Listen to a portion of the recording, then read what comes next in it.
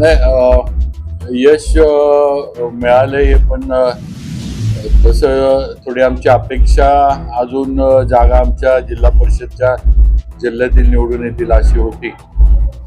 पण तरी आज पहिल्यांदा भारतीय जनता पार्टीनं स्वबळावर आणि स्वतःच्या कमळाच्या चिन्हावर आज एवढं मोठं यश जे आहे ते मिळवलेलं आहे. आणि नक्कीच म्हणजे फार मोठा विश्वास जिल्ह्यातील मतदारांनी भाजपवर दाखवलाय. नगरपालिकेत तर दाखवला, आता जिल्हा परिषदमध्ये सुद्धा हा विश्वास दाखवलाय. आणि नक्कीच त्या विश्वासाला पात्र राहून आम्ही पूर्ण जिल्ह्यातील सर्व भारतीय जनता पार्टीचे पदाधिकारी, सर्व जे आता नवीन निवडून आलेले जे सगळे जिल्हा परिषद सदस्य आहेत, आम्ही नक्कीच चांगल्या पद्धतीनं काम करू याची मी खात्री देऊ. पंचायत समितीमध्ये जिल्ह्यामध्ये भाजपला सातारा पंचायत समिती सगळ्यात काही ठिकाणी राष्ट्रवादीकडे गेलेले आहेत पंचायत समिती. न तर अजून मला जिल्ह्यातल्या एवढ्या माहित्या माझ्यापर्यंत आलेल्या नाही आहेत, पण थोडं माहिती घेऊन मग त्याच्यावर आपण काय असेल ते भाष्य करता येईल. कारण शेवटी त्या मतदारसंघातले आमदार, त्या मतदारसंघातले जे लोकप्रतिनिधी आहेत यांच्याशी पण चर्चा करणं, किंवा आता अजून निकाल अंतिम टप्प्यात आहेत, काही येत आहेत, काही अजून आलेत, काही जाहीर झालेत.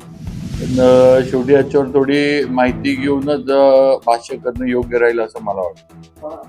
सातारा पंचायत समितीवर भाजप सत्ता आल्याचं दिसलंय. पहिल्यांदा राष्ट्रवादीचा येते हलवा आता भाजपनं पंचायत समिती नाही. कसं आहे म्हणजे निर्विवाद वर्चस्व आलं हे बरोबर आहे, पण तरी काही जागा आमच्या असं दिसते की क्रॉस वोटिंगमुळं ज्या खरं म्हणजे आम्ही अपेक्षित ठेवल्या होत्या त्या ठिकाणी आम्हाला पराभव आलाय.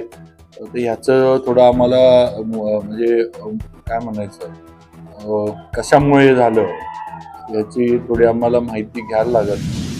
सातारा पंचायत समिती भारतीय जनता पार्टीची नक्कीच विचाराची झाली आहे. चांगली गोष्ट आहे. सातारकरांचं पहिल्यापासून भाऊसाहेब महाराज आणि नंतर माझ्यावर विश्वास होता, आज सुद्धा आहे. आणि पुढं सुद्धा आम्ही कामाच्या माध्यमातून तो विश्वास कायम.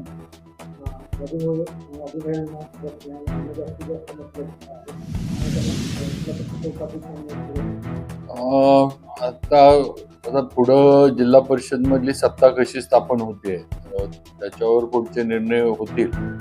आज थोडं मी जिल्हा परिषदच्या सत्तेबद्दल आज मी काही बोलत नाही, कारण जे मताधिक्य किंवा जो आकडा आम्हाला पाहिजे होता तो तसा आज आमचा आलेला नाही आहे. म्हणजे मेजॉरिटी जिल्हा परिषदमध्ये आमची पूर्ण आली आहे भाजपची असं चित्र नाही आहे. जरी मोठा पक्ष असला तरी वस्तुस्थिती आहे. तेव्हा आता आजच पुढं पदाधिकारी कोण होईल, काय होईल हे मी सांगू शकत नाही, पण त्याच्याबद्दल थोडं योग्य वेळ आल्यावर आम्ही निर्णय घेऊ. विरोधकांची काय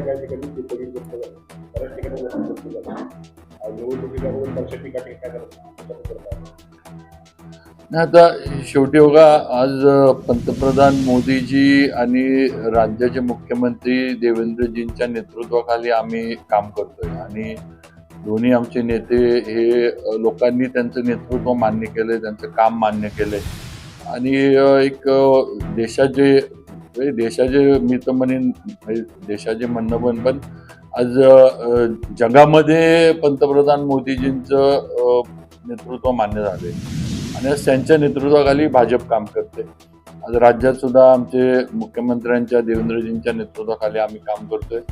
आणि शेवटी या नेतृत्वांवर लोकांचा विश्वास फार मोठा आहे आणि चांगलं काम यांच्या माध्यमातून चालू आहे, अजून सुद्धा पुढं होत राहील ही खात्री सर्वसामान्यांना आहे. म्हणून आज एवढं ताकद आम्हाला भाजपला आणि आम्हाला सर्वसामान्य मतदारांकडनं मिळते.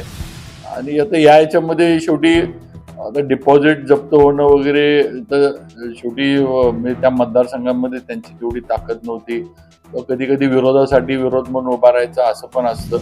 त्याच्यातनं ही मंडळी ज्यांची डिपॉझिट गेली ती उभा राहिली असेल, आता त्यांनीच आत्मपरीक्षण करावं स्वतः.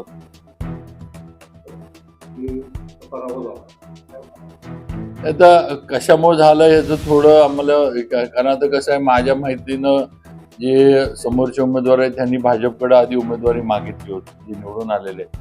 जे कामेश कांबळे यांनी भाजपकडे इंटरव्ह्यू दिला होता आणि पक्षाने उमेदवारी द्यावी म्हणून त्यांनी मागणी पण केली होती. पण थोडा तो विचार झाला नाही. संदीप शिंदेचा विचार झाला. थोडं म्हणजे तुम्हाला पण माहिती आहे की सातारा तालुका 3 विधानसभा मतदारसंघांमध्ये विभागला गेला. माझा मतदारसंघ एक आहे, महेश शिंदे साहेबांचा एक आहे आणि मनोज दादांचा आहे. आता थोडं काय होतं, हे दुसऱ्या मतदारसंघात निर्णय घेताना तिथल्या आमदारांशी चर्चा करून आम्हाला निर्णय घ्यायला लागले किंवा घेतले आम्ही, कारण गरजेचं होतं, कारण आम्ही एकत्र होतो. तर त्या ह्याच्यातनं म्हणजे थोडी उमेदवारी मग आमची योग्य होती का नाही. त्यानंतर मग मतदार म्हणजे काय म्हणतो, इलेक्शन प्रक्रियेमध्ये काही आमच्याकडनं आम्ही कुठं कमी पडलो का याची माहिती आम्ही घेऊ. हे नक्कीच पक्षाचा उमेदवार पराभूत झाला हे आमच्या सगळ्यांच्या दृष्टीनंच ते थोडं ह्याचं आहे, म्हणजे काय म्हणायचं, कमीपणाचं आहे. पण शेवटी कशात आम्ही हे झालो ह्याची नक्की आम्ही माहिती घेऊ.